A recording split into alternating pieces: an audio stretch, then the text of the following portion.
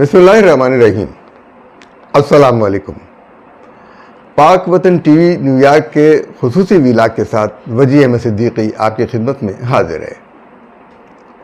आज ISPR के director general lieutenant general Ahmed Sharif Chaudhry ने प्रेस कॉन्फ्रेंस की और भारत की दहशतगर्दी के सबूत पेश किए, जबकि भारत और भारतीय मीडिया पाकिस्तान के ऊपर पहलगाम के हवाले से मुसलसल इल्ज़ाम लगा रहा है और कोई सबूत नहीं पेश कर रहा। अब होना तो ये चाहिए था कि ये सबूत भारत पेश करता कि फ़लाँ एजेंट था, फ़लाँ शख्स था, लेकिन कभी वो कहता है कि आसिफ फ़ौजी था, कभी इतने था, फिर कभी ये बताता नहीं कि 12 लाख फ़ौज की मौजूदगी में वहाँ पर पहलगाम में हुआ क्यों, ये वाक़या कैसे पेश आया। और जो मुकामी लोग हैं वो ये कहते हैं कि उनको 10 जगह उतरना पड़ता है, चेक पोस्ट के सामने अपने आप को शनाख्त करानी पड़ती है, तो दहशतगर्द बग़ैर शनाख्त के वहाँ कैसे पहुँच गए। और दहशतगर्दों के बारे में ये कहा जाता रहा है कि वो पुलिस यूनिफॉर्म में थे। जो मुकामी हिंदू थे जिन्होंने इनका सामना किया था, उन्होंने बताया कि वो पुलिस यूनिफॉर्म में थे, वो जिनको मारा गया। अब उनके अंदर सिर्फ उन लोगों का जनाजा दिखाया गया जिनका हुकूमती इदारों से ताल्लुक़ था। यानी अगर 2 आदमी जो थे इंडियन नेवी के थे, एक IB का था, इंटेलिजेंस ब्यूरो का था। तो ये सारी चीज़ें सिर्फ वही थे इंसान, बाकी लोग नहीं थे। बाकी लोगों का दिखाया गया जनाजा, दिखाया गया, तस्वीरें दिखाई गई, वो सब कुछ शोर मचाया गया। लेकिन इसके बावजूद बिहार के अंदर एयर शो होता रहा और इतना बड़ा सान्हा हुआ था और पहलगाम बड़ा सान्हे वाली बात थी, लेकिन IPL के मैचेस चलते रहे। और फिर अपोजिशन बता रही है कि जितने भी वाक़यात हुए हैं बड़े बड़े दहशतगर्दी के, जैसे जहाज़ का अगवा हुआ था तो BJP की सरकार थी, पार्लियामेंट हाउस पे हमला हुआ था BJP की सरकार थी, मुंबई हमला हुआ तो BJP की सरकार थी, गोधा में का वाक़या हुआ तो BJP की सरकार थी, ट्रेनों में जिंदा जलाया गया तो BJP की सरकार थी। तो दहशतगर्दी के जितने भी फॉल्स फ्लैग ऑपरेशंस होते हैं ये BJP की सरकार उस वक्त करती है जब उन्हें किसी सूबे में या मुल्क में इलेक्शन जीतना होता है। कोई ना कोई ऐसा वाक़या करते हैं जिससे लोगों को की तवज्जो हटाकर पाकिस्तान की तरफ ले आएँ और पाकिस्तान के मुकाबले में आकर पाकिस्तान को दुश्मन समझकर हिंदू वोट दे देता है। तो सच कहा है जनरल आसिम मुनीर ने कि पाकिस्तान 2 कौमी नज़रिए पर कायम हुआ था और आज हिंदू साबित कर रहे हैं कि 2 कौमी नज़रिया मौजूद है, वही साबित कर रहे हैं। हिंदुस्तान के अंदर मुसलमानों का जीना मुहाल हो गया है। वक्फ का कानून लाया गया है। वक्फ के कानून के तहत मुसलमानों की ज़मीनें, मुसलमानों की मसाजिद, मुसलमानों के मदारिस, मुसलमानों के इदारे मुसलमानों के हाथ में नहीं रहेंगे। और कहा यह जाता है कि अंबानी ने जिस ज़मीन पर अपना घर बनाया है वो भी वक्फ की ज़मीन है। अंबानी ख़ानदान नरेंद्र मोदी को पाल रहा है। जाहिर है एक चाय वाले को हमेशा उन्होंने पाला, पोसा और परोसा, और उसी के नतीजे में अंबानी को सारे हिंदुस्तान की बिजली का ठेका मिल गया है। तो वो मुसलमानों की ज़मीन पर कब्ज़ा करना चाहेगा तो नरेंद्र मोदी वक्फ का कानून तब्दील कर देंगे।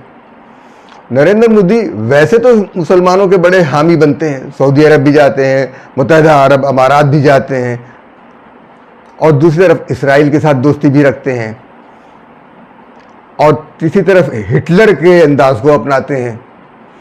तो ये सारी चीज़ें आपको सोचना और समझना चाहिए कि भारत किसी का नहीं है, खुद अमेरिका का नहीं है।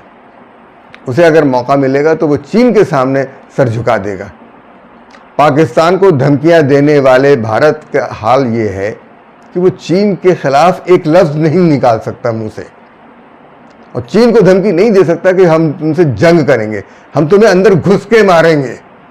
पाकिस्तान को दे रहा है ये धमकी, लेकिन अब इंशाअल्लाह ताला आइंदा के लिए ये सिलसिला बंद ही हो जाएगा और पाकिस्तान आइंदा भारत में इलेक्शन का मौजू नहीं रहेगा, बल्कि जो भी इलेक्शन लड़ेगा लोकल इश्यूज पे लड़ेगा और पाकिस्तान का नाम लेते हुए तौबा तिल्ला करेगा।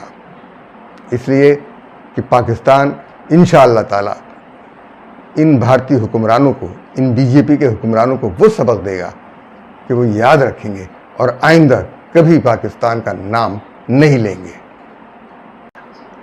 हमारे यहाँ पाकिस्तान से दुश्मनी दिखाते हुए चंद चैनल्स को बंद कर दिया गया और चंद यूट्यूबर्स पर पाबंदी लगा दी गई, लेकिन उन तमाम यूट्यूबर्स को जो बाहर बैठकर पाकिस्तान होकर पीटीआई के गम में पाकिस्तान को गालियां देते हैं, उन पर पाबंदी नहीं है। हत्ता के नजम सेठी जो बार बार ये कहता है कि बम्बई हमले में हमारे लोग मुलव्विस थे, ये सबूत न नवाज शरीफ दे सके, ये सबूत न नजम सेठी दे सके। बम्बई हमले में जिस शख्स को अजमल कस्साब कहा जा रहा था वो तो हाय राम कहता कहता मर गया। वो मुसलमान के मुंह से कभी हाय राम नहीं निकलेगा और जो उसकी शक्ल सूरत थी, जो उसका हुलिया था, वो कभी किसी मुसलमान का हो ही नहीं सकता जिसको अजमल कस्साब गर्दाना गया था। अब होता ये है कि गरीबों को ये दाव पे लगा देते हैं, ये सारे गरीब दाव पे लग जाते हैं, जिस तरह से पहलगाम में लगा दिया। अब जंग लड़ेंगे, पाकिस्तानियों के सर काट के लाएंगे, पाकिस्तान का पानी बंद करेंगे। तो पाकिस्तान ने जब से ये कहा है कि पानी बंद करोगे तो ये ऐलान जंग होगा, ये वादे कर दिया। पाकिस्तान ने तमाम जंगी तैयारियां मुकम्मल कर ली और ये भी वादे कर दिया कि ये कन्वेंशनल वार नहीं होगी, इसलिए कि आपके पास 200 अरब डॉलर का असलहा मौजूद है, बल्कि उससे भी कई अरब डॉलर का असलहा मौजूद है। आपने ढेर लगा लिए हैं ऐसे नाकारा जहाज़ों के। हाल ही में ग्वालियर से इंडियन एयरफोर्स का जहाज़ उड़ा और अपने ही इलाके पर बम गिरा के चला गया, अपने ही इलाके में बम गिरा दिया उसने। ये बौखलाहट नहीं तो और क्या है। जनरल बख्शी कब्र में पांव लटका है, बल्कि शमशान घाट में पांव लटका है, चिता को न जाने कब आग दिखा दी जाए, और पाकिस्तान के जनरल को बुरा भला कहने में वो आगे बढ़ा जा रहा है। जनरल बख्शी, एक मर्तबा मैदान जंग में तो आओ। मशरक़ी पाकिस्तान का तुम हवाला देते हो, वहां भी तुमने धोखा दिया था। कारगिल में तुमने मुकी खाई, 1965 में मुकी खाई। ये सारी जंगें तुमने हारी हैं। सिर्फ 1971 की जंग, वो भी साजिश के जरिए जीती और इंटरनेशनल बॉर्डर क्रॉस करके, एक जुर्म करके, जंगी जुर्म करके जीती, जिसको हमारे नाआखबत अंदेश हुक्मरानों ने कभी कैश नहीं कराया, कभी बताया नहीं दुनिया को कि भारत ने क्या जुर्म किया था। इसलिए ज़रूरी यही है, आज जो कुछ हो रहा है, ISPR के DG ने जो सबूत पेश किए हैं, भारत उसकी तरदीद तो करे। जो असलहा आया, जो ट्रेनिंग हुई, जो कोडाकॉप्टर पकड़ा गया और अभी पकड़े गए हैं, और ऐसे ही कितने राज हैं जो अभी अफशा नहीं किए गए। अभी तो चतुर्वेदी का राज नहीं खोला गया, जो पकड़ा गया, जो बलूच, जाली बलूच बन के फिर रहा था, उसका राज नहीं बताया, वो सामने नहीं लाए। और कलभूषण से बड़ा सबूत और क्या हो सकता है कि बलूचिस्तान के अंदर जो दहशतगर्दी हो रही है उसमें कलभूषण का जो हाथ था उसकी, और हिंदुस्तान ने तस्लीम कर लिया, दुनिया ने देख लिया कि कलभूषण की बीवी और मां को मिलवाया गया। ये सारे सबूत मौजूद हैं कि पाकिस्तान में भारत दहशतगर्दी कर रहा है, ईरान के रास्ते कर रहा है, अफ़गानिस्तान के रास्ते कर रहा है, ये दोनों सबूत मौजूद हैं। पाकिस्तान उनसे लड़ रहा है। पाकिस्तान को कारगिल के बाद से आज तक जिन जंगों का तजर्बा हो चुका है, भारत उनका तसव्वुर भी नहीं कर सकता। दहशतगर्दी के खिलाफ जंग लड़ने का तजर्बा सिर्फ और सिर्फ पाकिस्तान को है। भारत की जो सिपाही कश्मीर में मौजूद हैं वो नफ्सियाती मरीज़ बन चुके हैं, और ऐसे ही नफ्सियाती मरीज़ों ने कभी अपनी फ़ौज पर फायरिंग कर दी, कभी अपने ही सयाहों पे फायरिंग कर दी। लेकिन ये एक प्लान था। अजीत डोवल जो वज़ीर आज़म नरेंद्र मोदी के बगल में हमेशा रहता है, उसका ये मशवरा होगा, और उसका मुंह उतरा हुआ था। अब अजीत डोवल के मशवरे मोदी को किसी चीज़ से बचा नहीं सकते। मोदी साहब पहलगाम जाने के बजाय बिहार चले गए, क्योंकि वहाँ इलेक्शन कैंपेन थी, इलेक्शन कैंपेन चल रही थी। तो सवाल ये पैदा होता है कि अगर ये इतना ही बड़ा सान्या है कि पाकिस्तान को आप धमकी दे रहे हैं, तो आप पहलगाम जाने के बजाय बिहार गए, जहाँ पर इलेक्शन हो रहे हैं, जहाँ पर बीजेपी को जीतने के लिए आप ये ड्रामा कर रहे हैं, हिंदुत्व का ड्रामा करते हैं, और दो कौमी नज़रिया तो आप खुद साबित कर रहे हैं। यहाँ तक कि भारत के आईन में ये तब्दीली लाने की कोशिश की जा रही है कि यहाँ पर सिर्फ और सिर्फ हिंदुओं का राज होगा। आज तक भारत के आईन में ये नहीं लिखा हुआ कि भारत का वज़ीर आज़म मुसलमान होगा या नहीं होगा, भारत का वज़ीर आज़म हिंदू होगा या नहीं होगा, भारत का वज़ीर आज़म सिख भी हुआ, भारत के सदर मुसलमान भी हुए। लेकिन अब इसके बाद शायद ये मुमकिन नहीं हो, क्योंकि बीजेपी के आने के बाद से किसी मुसलमान की कोई जगह नहीं रही, किसी सिख की कोई जगह नहीं रही, किसी ईसाई की कोई जगह नहीं रही। तो भारत अब एक सेकुलर मुल्क नहीं है, भारत एक हिंदू मुल्क है। और पाकिस्तान के कायद-ए-आज़म ने बिल्कुल सही कहा था कि हिंदू और मुसलमान दो अलग अलग कौमें हैं। उन्होंने बहुत जांच और पड़ताल की बात कहा था।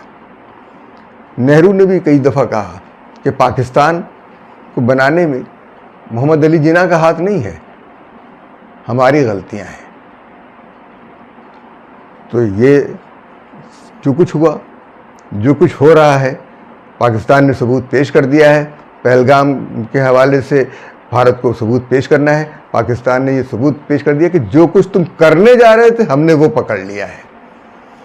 तुम बस अड्डों पे धमाके करवाना चाहते थे, तुम ट्रेनों में धमाके करवाते हो, तुम शहरों के अंदर धमाके करते हो, तुम पाकिस्तान और चीन के ताल्लुकात को ख़राब करवाने के लिए धमाके करते हो। लेकिन अब तुम नहीं बचोगे, अब तुम्हारे सर पे मौत मंडला रही है। तुमने खुद दावत दी है। पाकिस्तान का पानी बंद करने के बजाय बौखलाहट का आलम यह है कि झेलम में पानी छोड़ दिया। वो जो 3 दरिया पाकिस्तान ने तुम्हें दे दिए थे, अब उनको वापस लेने का वक्त आ गया है। इनका तो मंसूबा ये है कि दरियाए सिंध से नहर निकालकर भोज गुजरात को सैराब करें और पाकिस्तान को खुश्क करें, और पाकिस्तान के अंदर अलहदगी पसंदों पे ये सरमायाकारी करते हैं। और जिस तरह सरमायाकारी करते हैं, वो भी सोच लें जो लोग इनके एजेंट बनते हैं उनसे जो रकम का वादा किया जाता है वो भी पूरी नहीं मिलती।